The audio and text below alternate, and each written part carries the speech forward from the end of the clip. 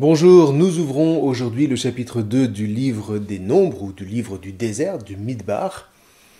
Alors ici, on est carrément dans le bain de l'école rédactionnelle sacerdotale. La répartition des tribus autour du Mishkan est tracée au cordeau, avec une rigueur qui consonne d'ailleurs tout à fait avec le prêtre-prophète Ézéchiel de la même école, lorsqu'il nous décrira les mesures du temple céleste tel qu'il lui apparaîtra dans ses visions. Alors le moins qu'on puisse dire, c'est qu'Israël est mis ici en ordre de marche, parce que c'est précisément de marche qu'il va être question. Prochainement, la colonne de nuée va s'élever au-dessus du camp, ce sera le signe du départ vers Canaan, où il s'agira d'établir, pour ainsi dire, un nouveau type de société. Alors normalement, cette marche aurait dû être faite en quelques semaines tout au plus, or elle durera 40 ans, et là on s'interroge, pourquoi ? Et c'est ce que tente d'expliquer le récit du 4e livre de la Torah. Reste que, avant d'en arriver là, il faut essayer de comprendre au moins dans les grandes lignes comment cette société nouvelle s'organise, sur quel schéma. Il ne s'agit pas seulement d'un ramassis de bédouins qui déferle sur une terre, il s'agit d'un peuple constitué. Et il faut d'abord avoir un aperçu clair de cette organisation pour comprendre le dénouement de cette histoire. Alors d'abord, le chapitre 2 va classer les tribus. Alors cette classification n'est ni pyramidale, aucune tribu n'est au-dessus des autres, ni hiérarchique, aucune tribu n'est plus importante qu'une autre. Moïse va les répartir par groupe de 3 qu'il distribue selon les 4 points cardinaux. À l'est, la direction de l'aube, le camp de Yehuda, Juda, qui comprenait Yehuda, donc, Issachar et Zebulon. C'est lui qui va se lever en premier lorsque les fils d'Israël vont se mettre en mouvement, dit le verset 9. Au sud, la direction du midi, le camp de Ruben, qui comprenait Réuben, donc, Shimon, Siméon et Gad. Alors lui se mettra en marche en second. À l'ouest, en direction du coucher du soleil, le camp de Benjamin, qui comprenait donc Benjamin, Manassé et Éphraïm. Lui, il se lèvera le 3e, après néanmoins que les fils de Lévi n'aient emboîté le pas au 2e groupe. Au nord, le camp de Dan, qui comprenait Dan, Nephtali et Asher. Alors lui fermera la marche.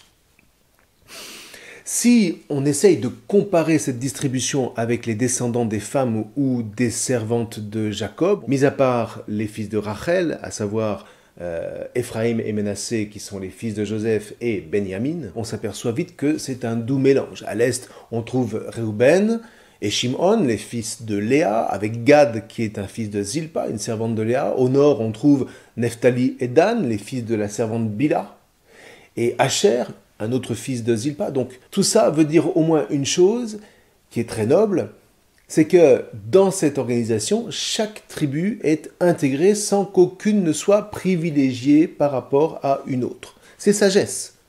Ça évite déjà pas mal d'embrouilles dues à la jalousie. On remarque aussi que la tribu de Lévi, la tribu au service du Mishkan, n'est affectée à aucune direction particulière, pas plus qu'elle ne recevra de territoire déterminé une fois les tribus installées sur la terre de la promesse. Elle est répartie tout autour du Mishkan, telle une sorte de couronne de protection autour du sanctuaire qui est au cœur de tout ce dispositif. Ce sont par ailleurs les fils de Lévi, les Lévi'im, dira le chapitre 4, qui assureront le montage et le démontage du sanctuaire, les prêtres étant affectés, eux, au montage et au démontage plus spécifique du Saint des Saints. Ils se mettront donc en marche à la suite du 2e groupe. Alors, avant d'en dire plus, il faut admettre que concernant ce chapitre, entre autres, la lecture chrétienne ne peut pas suivre celle des rabbins qui partent ici dans une sorte de gigantesque légende dorée dont malgré tout je voudrais vous livrer la substance. Le Midrash Rabbah, qui est le Midrash qui commente le livre des Nombres, alors le Midrash c'est un recueil qui scrute les livres bibliques en faisant jouer entre eux des versets, pris un peu partout grâce aux assonances de mots, aux correspondances de racines ou de chiffres. D'ailleurs, pour sa part, le Midrash Rabbah ne remonte pas au-delà du 5e siècle de notre ère, donc il est très tardif. Ce qui explique qu'à l'époque du Christ, pour le passage qui nous concerne, tous les développements de ce Midrash étaient juste inconnus. On y reviendra. Donc, le Midrash Rabbah raconte que lorsque Hachem est descendu des cieux au mont Horeb, il était entouré d'une suite de 22 000 anges divisés en 4 groupes qui occupaient chacun l'un des 4 points cardinaux. Alors, cette disposition s'inspire de la vision du char divin d'Ézéchiel au chapitre 1 et 10 de son livre. Alors, le groupe situé à l'est était mené par l'ange Michaël, celui situé à l'ouest par l'ange Gabriel, celui qui était situé au nord par l'ange Raphaël et celui situé au sud par l'ange Uriel. À l'extérieur de ce premier cercle d'anges s'en trouvait un second, composé lui aussi de 4 groupes qui comprenaient 600 000 anges. Alors en voyant ça, Moïse et les anciens, toujours d'après le Midrash Rabbah, parce que la Torah écrite ne dit absolument rien de tout ça, vu donc que le nombre des troupes angéliques correspondait exactement à celui des fils d'Israël, eh bien Moïse et les anciens demandèrent d'être agencés de la même manière, qui correspondait le mieux à un attachement sans faille au Mishkan et à la présence divine qu'il recélait. Du coup, à partir de là, Israël se conçoit pour les rabbins comme la réplique sur terre du monde angélique, du monde des messagers divins. Quant à la répartition des tribus, eh bien le Midrash Rabbah rapporte qu'elle suit les prescriptions du patriarche Yaakov au moment de sa mort. Là encore, pas de traces dans la Torah écrite. D'autre part, le Midrash Rabbah raconte que chaque étendard avait pour couleur une des pierres du pectoral portées par le grand prêtre et pour emblème les signes attribués par Yaakov à chacun de ses fils au moment de sa mort, toujours au chapitre 49 de l'Exode. Alors, ça n'est pas sans signification, parce que ça positionne d'une part la communauté d'Israël comme une communauté sacerdotale, et puis d'autre part, ça donne au pectoral du grand prêtre toute sa dimension symbolique. Quand il officie en grande tenue d'apparat, eh bien c'est tout Israël qui officie, et ça n'est pas rien. À partir de là, la Kabbale va prendre le relais pour attribuer à chaque camp une vertu, disons intellectuelle et spirituelle, pour faire bref. Au camp de Yehuda, à l'est, est attribuée la Chochma, la sagesse, avec comme niveau spirituel la Gevura, c'est-à-dire la maîtrise, la rigueur. Au camp de Réhouben est attribuée la Bina, l'intelligence, avec comme niveau spirituel la Teshuva, la conversion, ou l'intériorisation morale, si vous préférez. Au camp de Benyamin est attribuée la Refoua, la guérison, avec comme niveau spirituel la Shrina, la présence divine, et puis enfin au camp de Dan est attribué le Da'at, la connaissance concrète, pour ainsi dire, avec comme niveau spirituel la Kapara, c'est-à-dire le pardon. Bon, alors, évidemment, c'est trop vite dit, mais si je prends le temps de vous résumer tout ça, c'est au moins pour que nous comprenions que cette formation n'est pas d'abord une organisation armée. On n'est pas dans la dynamique d'une conquête purement extérieure, on est dans l'ordre d'un combat intérieur qui fait qu'Israël, à partir de ce dénombrement, se comprend comme un peuple spirituel. Un peuple qui va travailler sur lui-même pour rayonner de la présence divine au milieu des nations. Donc c'est une vision très haute, très noble, dans toute la mesure où pour Israël, le premier concerné par les exigences de la Torah et de l'élévation à laquelle elle convoque, eh bien c'est avant tout lui-même. Alors cela étant, comme on l'a dit, les chrétiens ne peuvent pas entrer dans ces considérations d'interprétation. Pourquoi ? Pour plusieurs raisons. Alors non pas à cause de l'angélologie qui lui est attachée. Les anges prennent une place prépondérante dans la tradition juive, en particulier à partir de l'exil. C'est à cette époque que vont apparaître Raphaël, Gabriel et Michaël. Alors, Uriel, c'est autre chose, on ne le trouve nulle part dans la Bible.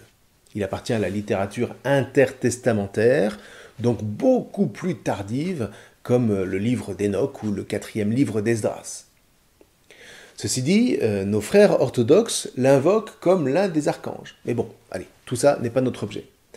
Reste que, pour ce qui concerne l'angélologie qui avait cours à l'époque du Christ, on en retrouve effectivement des traces jusque dans les évangiles, ne serait-ce qu'avec les interventions de Gabriel, entre autres.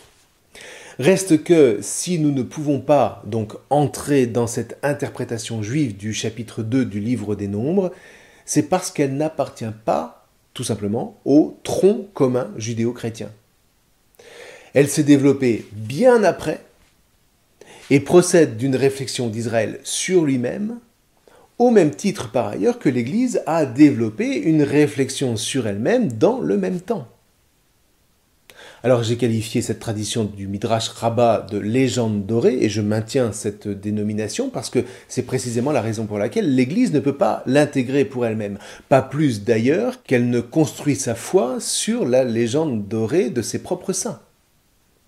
En réalité, si l'Église développe toute une théologie sur elle-même, elle s'interdira toujours de s'appuyer sur des développements autres que christologiques. Ce ne sont ni les anges, ni les saints, ni même la Vierge Marie qui confèrent à l'Église son être et sa mission. Uniquement le Christ Jésus. La Memra de Hachem, faite chair, ou le Verbe fait chair, si vous voulez. Et c'est là que, dans le fond, les deux branches judéo-chrétiennes se séparent. Parce que pour un juif, parler de Jésus comme du Verbe fait chair, eh bien voilà ce qu'il appellera, lui, une légende dorée. Pour un juif, le Christ, vrai Dieu et vrai homme, relève de la pure invention. De même que pour un chrétien, toute cette interprétation midrashique puis kabbalistique relève de la légende dorée. Non que ce soit sans valeur, puisque l'un comme l'autre, à travers ses considérations, essaye de se penser comme fidèle à la Torah de Moïse. Seulement là, la différence est irréductible, d'autant plus que les considérations angéliques du Midrash Rabbah sont totalement étrangères aux considérations qui avaient cours à l'époque du Christ Jésus, qui ne se comprend donc pas à partir de là. Et pour le dire franchement, toute cette construction juive s'est aussi élaborée contre la tradition chrétienne, en particulier à partir de Justin de Naplouse au IIe siècle de notre ère, où là, juifs et chrétiens se sont proprement compris en opposition les uns par rapport aux autres, ce qui n'était pas aussi marqué auparavant. Bon, alors on n'en dira pas plus ici parce que ce n'est pas notre objet, là encore. Néanmoins, s'il m'a semblé important que nous nous attardions sur cette question d'interprétation, c'est pour mieux sentir qu'à travers tout ce que nous avons pu évoquer jusqu'à présent concernant les développements rabbiniques, eh bien, il y en a qui éclairent la tradition chrétienne, mais il y a aussi, et il ne faut pas le nier, des hiatus inassimilables d'une tradition à l'autre. Ce qui n'est pas grave en soi. En se connaissant dans ce qui rapproche comme dans ce qui sépare, on a toujours plus de chances de savoir s'écouter, de savoir se respecter, et donc de pouvoir s'éclairer et s'enrichir mutuellement sans crainte d'être assimilé par l'autre. Mais il n'en reste pas moins que les chemins juifs et chrétiens qui envisagent le salut final, tout en ayant le même fondement, divergent sur un certain nombre de points importants. Il faut savoir considérer cet état de fait qui ne fait pas de nous des ennemis, mais des frères. Des frères se ressemblent, ne serait-ce que par leur ascendance commune, mais ils ne s'identifient pas l'un à l'autre. Enfin voilà, ceci posé, la prochaine fois, nous essaierons de voir comment nous approprier le texte du chapitre 2, en tant que chrétiens, entre autres. D'ici là, n'hésitez pas à vous y plonger déjà. Vous allez retrouver les mêmes éléments qu'au chapitre 1, non plus selon une organisation familiale, mais cette fois-ci plutôt militaire. Ben oui, c'est ce qu'avait commandé Hachem au tout début, lever la tête de tous ceux qui, en Israël, sont aptes à faire campagne. C'était au verset 3 du chapitre 1. Je vous remercie.